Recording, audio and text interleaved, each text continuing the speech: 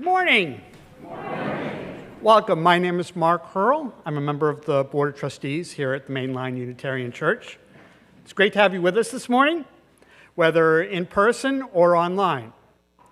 A reminder to all to kindly silence your cell phones. While I introduce today's worship team, our senior minister, Reverend John Morehouse, our director of Lifespan Faith Development, Don Star Sayers Borschelt, our worship associate, Tracy Simpson, and the music for today will be performed by the MLUC Choir, David Brown and Jody Brown. We are Unitarian Universalists, gathering in a loving community of faith to support one another as we search for meaning and purpose, working together to bring compassion, equity, and responsible stewardship to the world we all share. We affirm religious freedom and celebrate diversity as all are inherently worthy and dignified. Wherever you are, whomever you love, whatever your journey or personal circumstance, you are welcome here. Especially warm greeting to those who are visiting us today. Please join us after the service for coffee and tea in the fireside room across the hall. And please take advantage of the welcome table in the atrium, our homepage, MLUC.org, and our new MLUC app. Now, please join me in giving voice to our mission statement. Together, we transform lives through love, service, and our welcoming faith.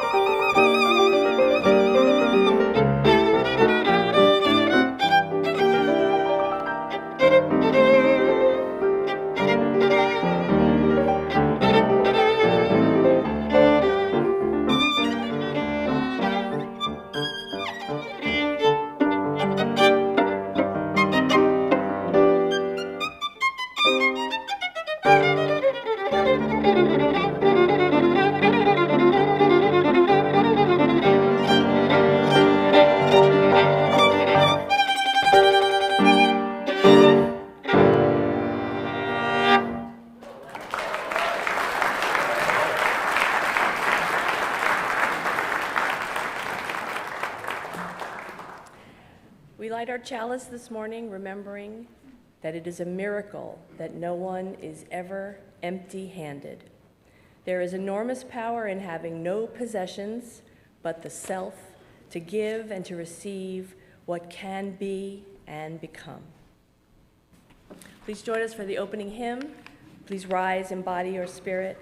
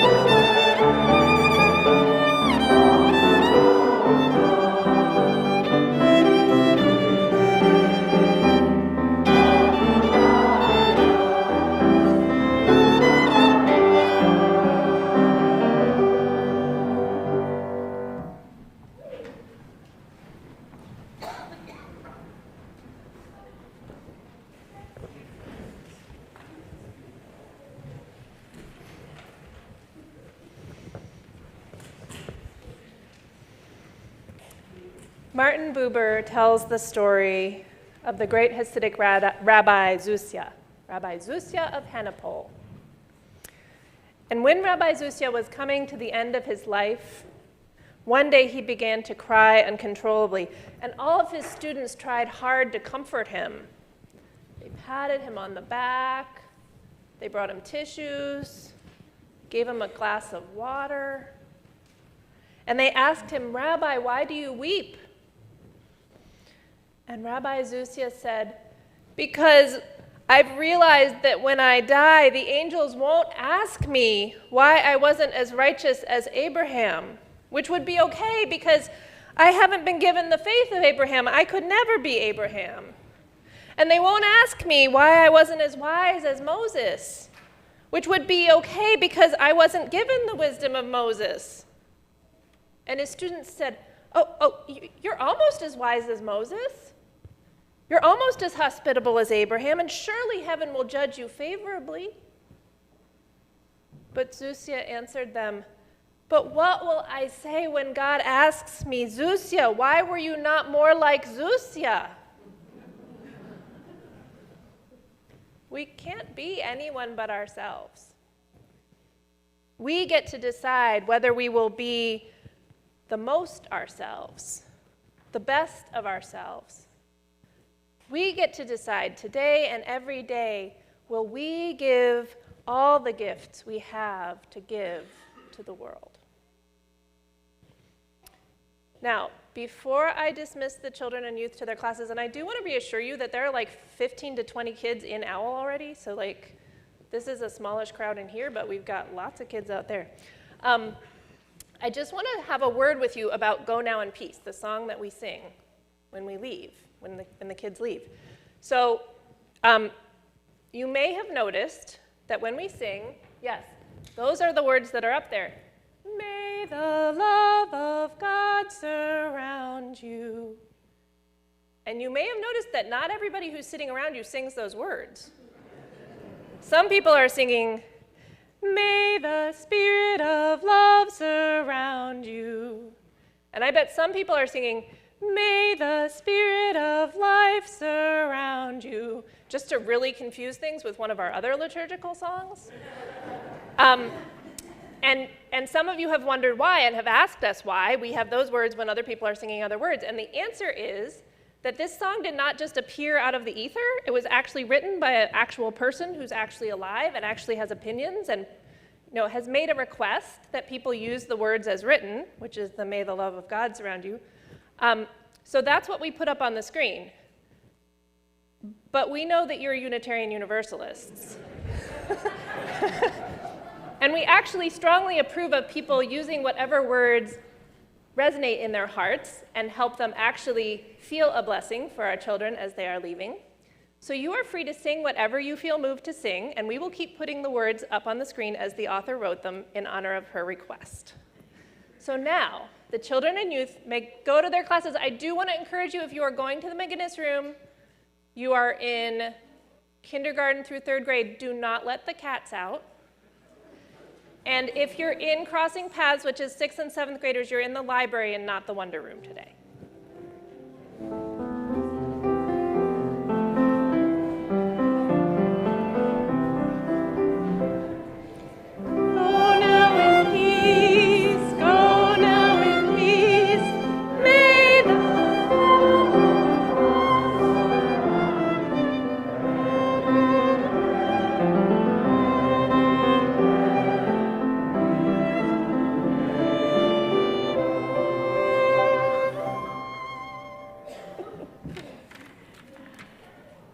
Each month, we donate half our weekly collection to a worthy organization in need.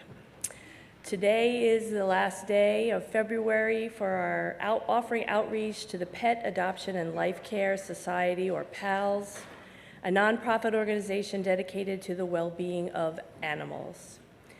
Each year, they place over 300 cats into loving homes. The animals are temporarily cared for in foster homes until they can be adopted into their forever homes. Pets receive veterinary care, vaccinations, testing, spay or neuter, and PALS is a true no-kill organization funded through donations and the proceeds of the Black Cat Cafe in Devon. So if you've never been there, proceeds go to PALS when you eat there. That organization mostly run by volunteers. Today's donations will go towards the veterinary fund, which provides care for the animals. Here's a fun fact, actually 2 fun facts. Nancy and Peter McDowell just adopted 2 cats from PALS, Sky and Suki, who are currently getting used to their new home by investigating the spaces underneath the beds. And there are 2 cats from PALS in the McGinnis room today, so after the service, if you would like to visit them, they are there for all of us to visit. This organization aligns with the UU principle, the 7th principle, respect for the interdependent web of all existence, of which we are a part. PALS was nominated by Liz Blygan. To make an electronic donation, if watching remotely or if you're in the sanctuary today and would prefer to make a cashless donation, please follow the instructions. And I believe there is a QR code on the back of the order of service. The offering will now be greatly received. Will the ushers please come forward?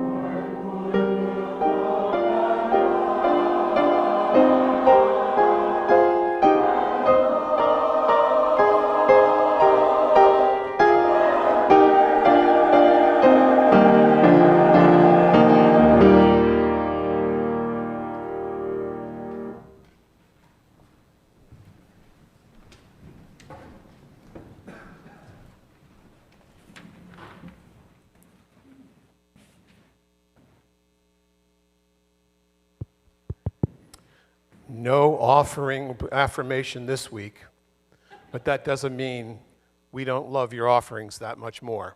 Thank you. Would the board please come on up here with me, please? I'd love to have the Board of Trustees, your Board of Trustees.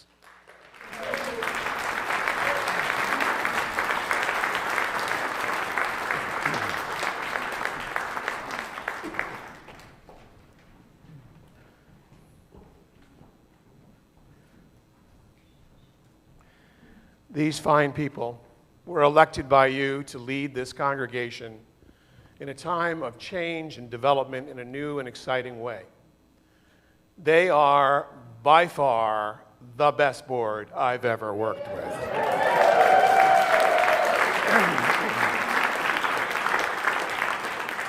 And if anyone from my previous congregations is watching, you shouldn't be. You should be at church, so. But they are stewards of hope. They are the caretakers of your love. And here together we are trying to build a truly different kind of congregation for the years ahead, for the future that we have before us. And all the realities of how difficult this has been come back ultimately to hope. Because with hope we can carry on. With hope we can find a new way out of an old way. And that's why we're here. These fine people have already made their pledges to the pledge drive, to the annual fund drive that we're starting today. And I am so proud of them. We are engaged in a serious shared ministry where I come to them, they come to me, and together we help lead this ministry forward. So with that, I want to acknowledge all their hard work and thank them. And let's give them another round of applause as they lead us into the future.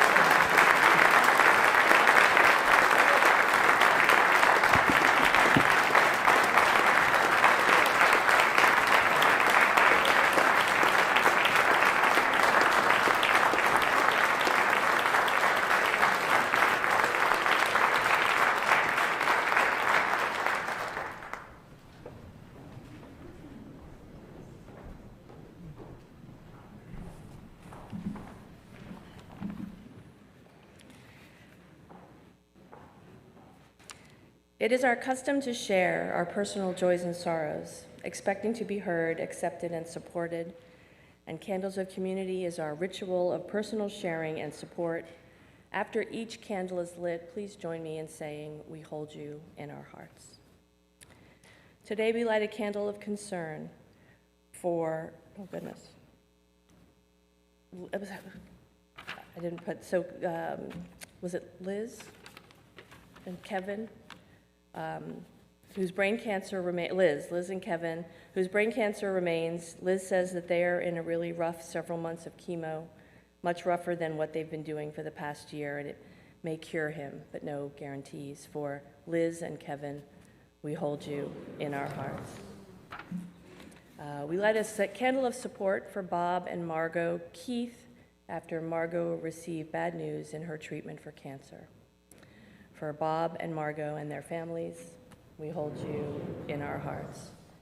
And we light a candle today of sadness for Bob Rhodes and his wife Paula, as Bob has entered hospice. For Bob, Paula, and their families, we hold you in our hearts. And for joys and sorrows, too deep for words, we light a candle. Amen.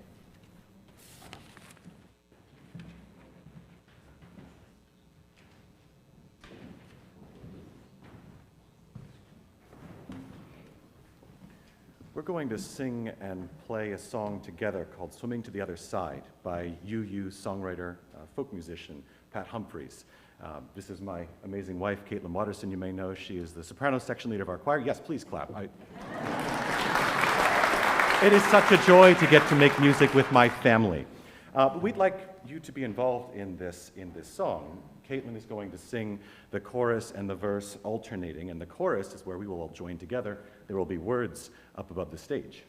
And Caitlin, would you kindly show when we sing the chorus's part?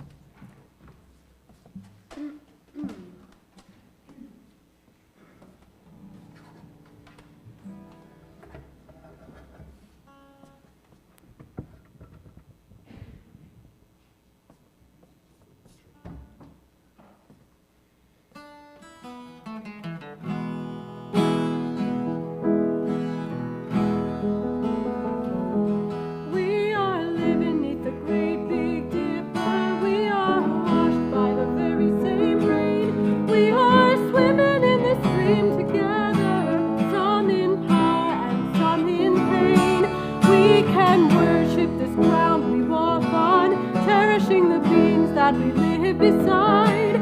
Loving spirits will live forever. We're all living to the other side.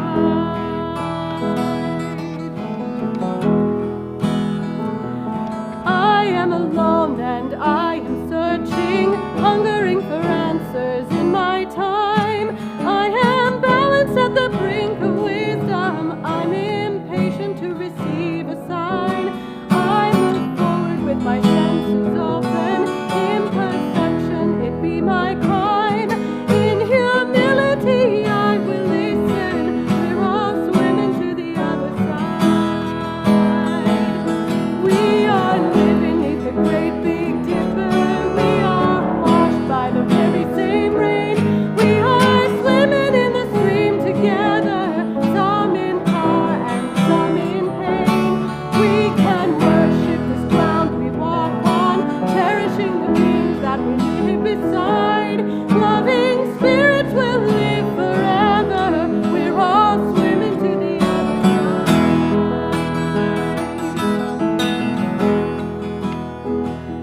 On this journey through thoughts and feelings, finding intuition, my head, my heart, I am gathering the tools together. I'm preparing to do my part.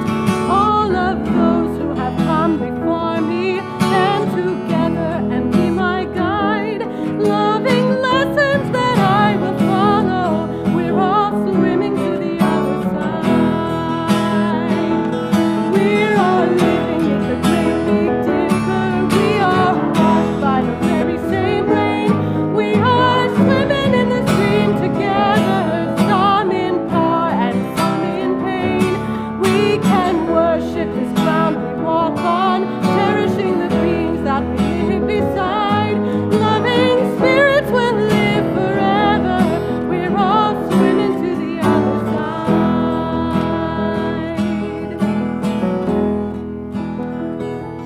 When we get there, we'll discover all of the gifts we've been given to share have been with us since life's beginning, and we never noticed they were there.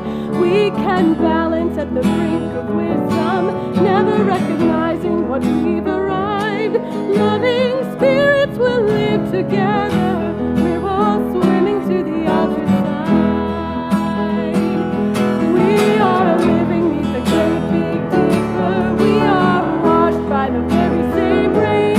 We are swimming in the stream together, some in power and some in pain. We can worship this ground we walk on, cherishing the beings that we live beside. Loving spirits will live forever. We're all swimming to the other side.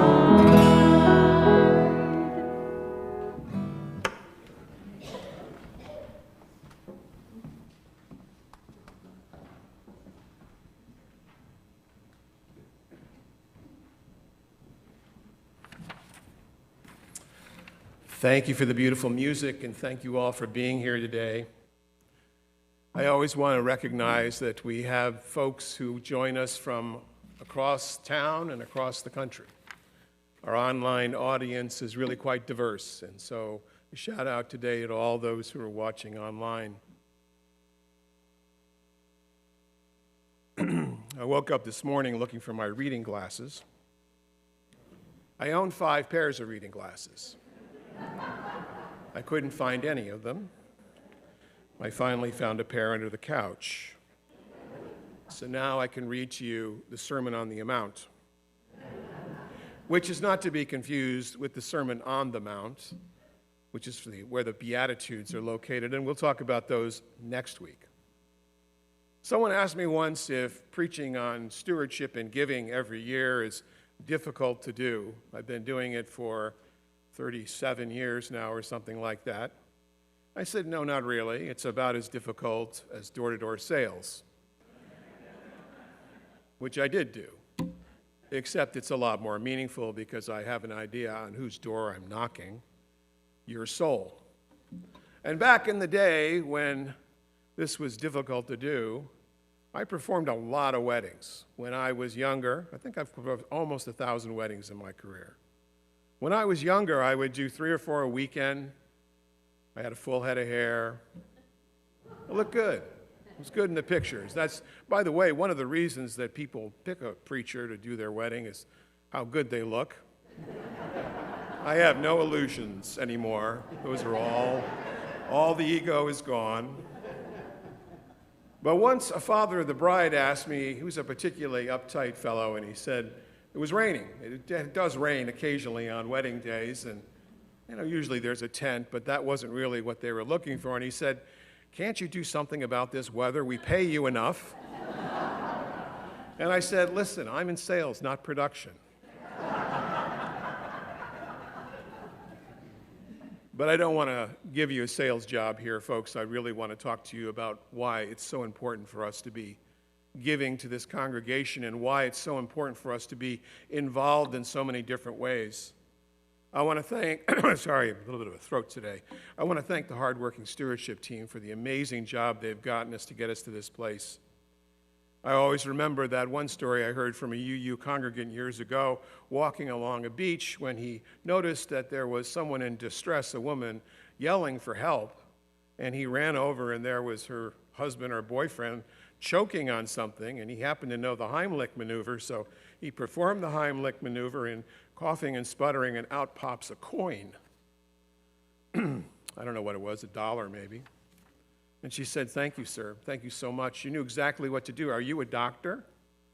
And he said, no, ma'am, I'm not. I'm retired. But I am the chair of the stewardship committee at my church.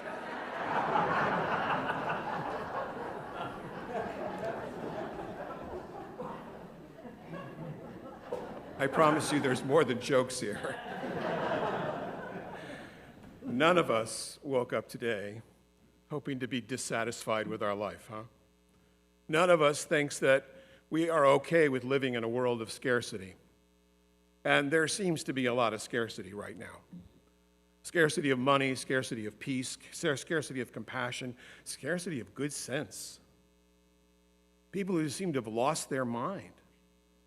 Embryos that are babies. I mean, really. Someone held up an egg and said, according to them, this is the chicken. This is crazy making. And here we are wanting to find some hope and some compassion, and through that, the generosity of spirit that comes when we feel connected to a community like this one. You know, it's easy to return to, in Kathleen McTeague's words, the unkempt, extravagant growth of our favorite gripes, huh? Some of us with many years are still full of whining vigor, she says. But we're better than that. I know you're better than that. Because we don't come here wanting to be lost in the world of scarcity. We come here to be comforted, and we come here to be inspired. We come here for the music. We come here for the fellowship. Maybe you come here for the coffee. But you come here because you want to be with other people. And if you're not able to be here in person, you're at least connecting by spirit online. So on this day, at the beginning of our pledge drive, I want to say that the old quip goes, the good news is that you have all the money you need. And the bad news is that it's still in your pocket. On better days, I feel an overwhelming spirit of love and dedication. I love this congregation, I got to tell you this. Just absolutely adore you, which is saying a lot, because I've seen a lot of congregations. Well, I might have said at one point, I absolutely adore you, but maybe that was too soon. What I do know is that you all have this compassion and this desire to become something even more, to carry it forward to the generations before you. And I don't think I've ever served a congregation that is as dedicated as you are. I know because I live next door. I watch you come in and out and in and out and in and out. And Francis says to me, who's that? And I said, hell if I know. I might look it up on the calendar and go, hell if I know. People who are just dedicated to come in here and do this, by the way. I love these little birds and squirrels and all of that. That's the sign of a really great congregation, by the way. Now, many of you have heard the splendor of King Solomon, the myth of King Solomon, the last in the line of the great Jewish kings before the fall of Israel in the 6th century BCE. He was renowned for his wealth. He gained, apparently, from the legendary mines and his alliance with the mythic Queen of Sheba. Solomon's throne was a splendid affair, laid with jewels from around the world, encased in gold, the steps flanked by mythic beasts. He was, so he thought, God's son on earth, and the giver of wealth and wisdom. He built that beautiful temple, laid it with gold, lavished his court with gifts. Prosperity seemed to reign over the land. But there's another myth to Solomon, that he gained his legendary wisdom, as much wisdom is gained, the hard way. He had all the wealth in the world, it seemed, but he wanted to rule the underworld as well. So he called the demons to his throne and he said, I wish to be ruler of all earth and heaven. And they sent Asmodeus, another name for Satan or the devil. And Asmodeus promised Solomon the very world itself if only Solomon would give the devil his powerful signet ring, which he carried on his finger. This is what made him king. Realizing that he must be greater than any ring, he simply takes it off his finger, hands it to the devil puts it on, and instantly Solomon is dropped into the desert. The ring was a symbol of the power of the divine. And now he was off his throne. Now he was nowhere. The devil has no use for rings on fingers, and so threw the signet ring into the ocean, not wanting to be too close to the divine power of God. For many years, Solomon wandered the desert begging for food. Finally, at a well, he meets a beautiful woman who invites her back to her father's palace, and he's made a servant. Solomon, King of Kings, is now working in the kitchen. But the girl falls in love with Solomon, and they're secretly married, and when her father finds out, they are banished again to the wilderness. Things just don't seem to go well for Solomon here. Until one day, while fishing with a single line and an old hook made from a bone, they catch a fish, and as they're gutting it, inside is the signet ring. The devil is thrown away. Solomon put the ring back on his finger, returned to the palace with his new bride, and threw Asmodeus into the underworld where he belonged. The story of the evil power of money is legion. Rumpelstiltskin, Midas, the insatiable lure of wealth, we are told, leads only to our basest nature. Solomon only gained wisdom when he understood that money and power has a dark side. But treating money as only a dark force, as something dirty that we don't talk about, is not going to help us, friends. Money is a power. It's meant to be used. The question is, how will we use it?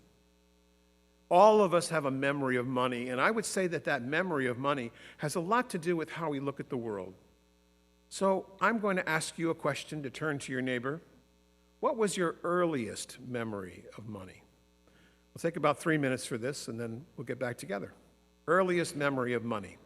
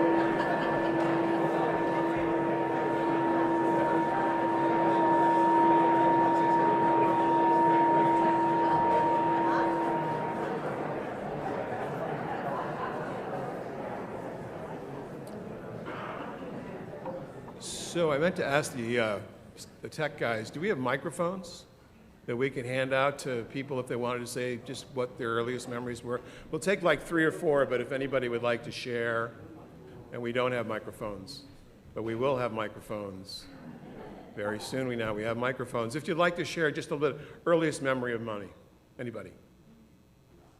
Joanne over here. All right, I'm going to confess. I went to Catholic school, and when I was in 2nd grade, I saw the nun beat the boy on the knuckles, and I said to myself, I'm never going to do anything. I don't know what the boy did, but the main point is, later that year, I have no idea why, and I've never done it since. There was money left on our kitchen table, and I took it. I took it. I went to school, and I bought a Christmas stocking, an inflatable reindeer. To this day, I don't know why. I guess I wanted attention. But that's my earliest memory. Thanks for the true confession there, Joanne. We appreciate it. You are blessed. Anyone over there in the choir? Yes, David.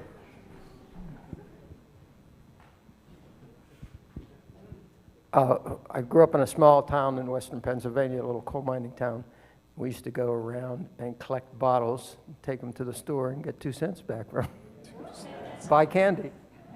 Wow. May I offer a confession? You can, David. Another confession. This is 65 years ago, and I do this because my sister's present.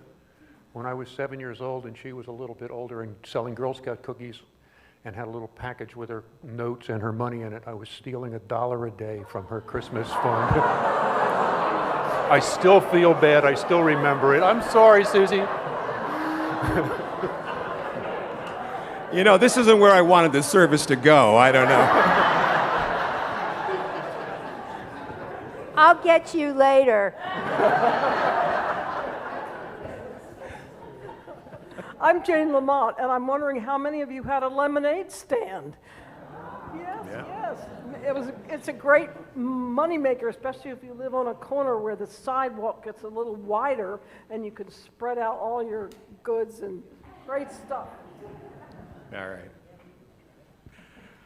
One more, and then we're going to move on. Rich. I was a young consumer facing inflation when I used to go to the drugstore with my dimes, and the day I found comic books had gone to 12 cents, I was furious. Thank you. Just the fact that we went so quickly to confession tells me a lot about, first of all, the power of confession in community, which could be the start of something, we'll see. But more importantly, that you take money so seriously and you remember these moments, right? I remember that I used to get a quarter for cutting the grass, but it wasn't a gasoline-powered motor, it was a push mower. And then I remember with my best friend Tommy, who was always getting me into trouble, we broke into our neighbor's house. This is another time for true confession here. We pushed the screen in and was able to unlatch the door, and we went in, and I remember the musty smell. This was a summer place for them. They came up from New York City. And we're sitting around, hanging out, and he says, hey, look, peanut butter. We opened the peanut butter, and we got a couple of spoons. We're enjoying peanut butter. We put everything back and, we try to clean up as best we can as 11-year-olds possibly could, and we pushed the screen back and said, that's good, we're good. Well, Mr. Kahn, who lived next door with his wife Lillian, by the way, they were the founders of Coach Leather, and sold it way before it became what it became. He's a wonderful, wonderful human being, and he pretty much figured out it was us. I don't know how he figured it out. He went to my dad and sit down, and my father said, did you do this? And I said, yes. And he said, well, he turned to Mr. Kahn. He said, well, what do you want him to do about this? How can we make this right? And he said, well, an apology would be good. And so I said, I'm really sorry, And as a lot of partners in relationships will tell you, sorry is not enough. So he said, but I'd like you to pay for the screen and the peanut butter.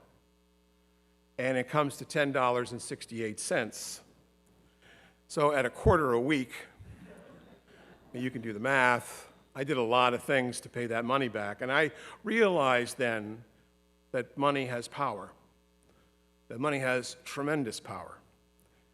And while I am a different person because of that over the years, I still remain addicted to peanut butter. This power that we have amongst us collectively that we're going to be pledging for the next church year for the continuation of our ministry, the growth of our ministry, is the power that rests not just with how much you give, but how much you're able to give in proportion to what you have. Because I realize that a gift from someone who does not have the resources that someone who is wealthy has sometimes a lot more power. There have been a lot of studies that have been done on giving over the years, and what we understand is that those who have less money tend to be more generous to charity. This is a statistical fact. I am looking to you to break that trend. If you have the resources, I'm hoping you will be able to pledge something to an incredibly exciting year before us. Thomas More once said, the problem's not having too much or too little money, it's taking it too literally as a fetish and not understanding the power of what it has. This is what another philosopher called the seriousness of money. And ask anyone who's inherited a great deal of money, at first you are happy, I guess, and then you realize that some people may be trying to get your money. This happens with people who win the lotto, by the way. That's why it's always a very touchy thing. And then if you become too worried about your money, you're not actually living your life. You're not doing with your money what it was meant to do. If you look at your bank statement or credit card statement, you'll see a lot about how you actually live your life. How you actually live your life is reflected in that statement. I don't care how you want to live your life, that's actually how you live your life. Mine reads donations, yes, but also takeout, utilities, rent, helping kids, more helping kids, takeout, and so on. And the point there is that if I look at that as a diary of who I am in the world, I realize that I am not quite living up to the integrity that I demand of myself. And so I have to make those adjustments. Francis and I make these adjustments all the time. And then there's all the other ways that we give money. We give money not just to causes, but to individual people. To take it seriously, then, is to live into the life of abundance, to not let scarcity hold you back. Not that you should be foolhardily, but that you should be serious enough about it. There's never enough money to do all you want to do in the world. That's a fact of life. Years ago, Francis and I made the decision to use our capital resources to be sure that all our daughters owned a home, mostly down payments. That was one of the most important decisions I ever made in my life, one I'm incredibly proud of. Beyond that, though, we dedicated thousands and thousands of dollars to Unitarian Universalism to help build churches. Last weekend, I was in Frederick, Maryland, visiting the church that Francis and I helped to build 22 years ago now. It's a beautiful church. It's still standing. We went to visit, and I hoped to just slip in the back. I told the minister I was coming. He said, "Great, love to have you." He saw me slip in the back. He said, "No, you got to stand up." And we received an applause. And I didn't really think they liked me after I left them with that building and that mortgage. But it turns out that all that passed. All that passed, and what we realized was the actions that we had taken both in our 11 years there in building that congregation and in building the building, but also in all of the money that we put into it. I realized that while scarcity is real for many of us, it is also true that we can live towards abundance. We may not always be able to get there, but we can get there if we try. Now, the presumption around here, as it is in most UU congregations, is that everyone's doing okay financially. Friends, I have to tell you that's not true. That's an assumption you're making. There are many people who are not doing okay. And that's why we're here in part. And that's why we have a very generous ministerial discretion fund to help the people who are not doing okay get by without embarrassing them, but welcoming them into a community that does not judge us by our class or our standard of living, but judges us instead by what we're able to do with that. Which is why giving money is so closely aligned with giving your time. Coming here is giving your time. Studies have been done that show about 100 hours a week per year is what you need to give to an organization to really feel as if you're a part of it. Now, you can do the math. If you came here every Sunday of the year, you'd be about halfway there. So most of us are able to give more time and talent and then treasure. And by the way, what we know now is that the treasure follows the time and the talent. It doesn't go the other way around. People don't just show up and open up their checkbook and start writing checks. What makes it important here is the value you place in being in community, of being in service to other people. Abundance is sometimes too trite. But I want us today to think about abundance, the shore of abundance, as something we're traveling to. Think of it as a different kind of IRA, as my colleague Val Weller says. An IRA that says integrity, resource alignment. Integrity, resource alignment. Now, I'm not here to preach the abundance theology of Oprah Winfrey or Jakes or any of those other people, because I don't actually believe that. I believe that you have to think and plan and be conscious of the money you're spending. But realize that your money makes a huge difference in this community and in the world. Just this last week, reaching out to families who need our love because they're going through very difficult times. Just this last week, in touching the lives of those who don't have enough in homeless shelters, touching the lives of those who are trying to work towards a new beginning and a new world and a renewed earth, such as the recycling program here. Our resources can actually change the world, and it is a counter. We are a cultural counterweight to some of the absurd, nonsensical ideas that we are seeing today in American life. We are joining our voices together, whether it's about whether a woman has reproductive rights, of course she does, and demanding, as the UUA and all our churches are now doing, for an immediate ceasefire in Gaza. Can you hear me? I think we travel towards abundance, but it's not always easy. Because you will find yourself slipping back into a line of scarcity. Oh, well, that's too much. I know very generous people who will give everything they have, and someone would say, well, that's too much. But what's too much? Because here's the thing. We have a scarcity mentality because we once lived on the savannah, and our food came from having something to eat, which we had to chase down. And that's why dieting's so difficult too, I found out, right? Because if you stop eating, guess what? Your body says, oh, you're not eating, you're starving, let's keep it on. It doesn't work in a mathematical way, it works in a systems. And my colleague Josh Pollack put it this well, and he said, the sad fact of the matter is that you can't simply change the way you live. You can't be okay with scarcity in the service of abundance. You need to actually be able to get there on your own. Because scarcity is rarely purely an individual problem. It stands to reason that abundance is the social solution. That we secure the blessings of life when our communities thrive, as this one is doing right now. Someone said to me the other day, I'm worried that we're getting too much money at MLUC. And I went, really? Let me tell you something, friends. I got a whole pocket full of dreams back here.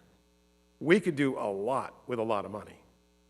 And we could make a difference in the world in ways that we haven't even begun to dream yet. It's easy to slip back into scarcity, and that's not necessarily a bad thing, because the tide will pull you back. If you're drifting towards the shore of abundance, eventually the tide changes and you slip back to scarcity. So you have to keep this always in front of you. What we're trying to do with our annual fund drive, our pledge drive, is we're trying to move us towards abundance, towards the farther shore that is more. Gratitude is one of the rafts that we will get there. I'm not asking you today to simply think about what this place could do, but what you're thankful for it is doing. I am often humbled in the presence of such deep giving. You have here a deep, thick community. You have here a group of people who really want to change the world. That gratitude should be at the top of our hearts. This journey towards abundance needs to be well considered. You do need to think about what you can afford, but you also need to think about how you can give till it feels better. Remember, friends, when you give, it's far less than your potential. I know this because I've been challenged many times. Someone else has to pay your way if you're not able to give up to your potential, because abundance is a two-way street. The great raft of vision is also driving us towards the farther shore. We are a people of faith, a people of conscience, a people who want to keep the vision of abundance alive, who actually want to change the world with justice, fairness, and equality, because they are in trouble, aren't they? They are in trouble. They need us. They need our small corner of the world. That's why we're connecting the vision for the future with the pledge drive, because the two go together. Our vision is how we're going to change the world. The time now is to get on your raft and start paddling towards the farther shore. The time now is to have the faith that we will be able to do something in these years before us that we've never been able to do before. Not just that we've gone back to the good old days, but we've gone beyond the good old days. That we're a congregation dedicated to love and compassion, to comfort, to justice. That's who we are. I remember the first time I preached the Sermon on the Mount, the little congregation in South Bend, Indiana. They looked at me and they said, "Not bad, but where's the heart?" I can say now, after decades of preaching these sermons, it's not my heart, it's yours. Let's have that heart and paddle towards that farther shore, shall we? Amen. Our closing hymn, appropriately enough, is Blue Boat Home. Please rise in body or spirit.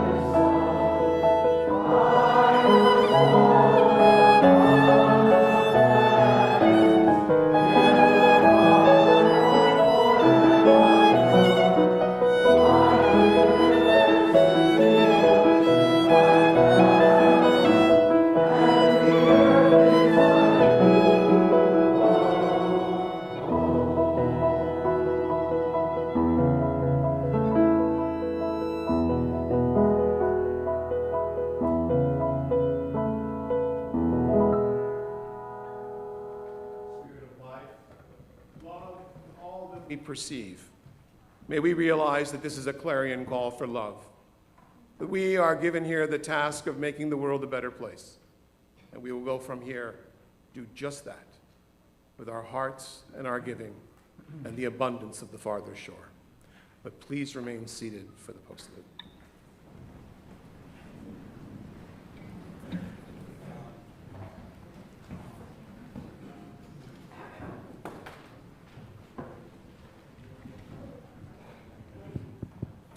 In just a moment, you'll have noticed that there's a pattern here this morning that we're trying to include even more of you in our congregational music beyond the hymns.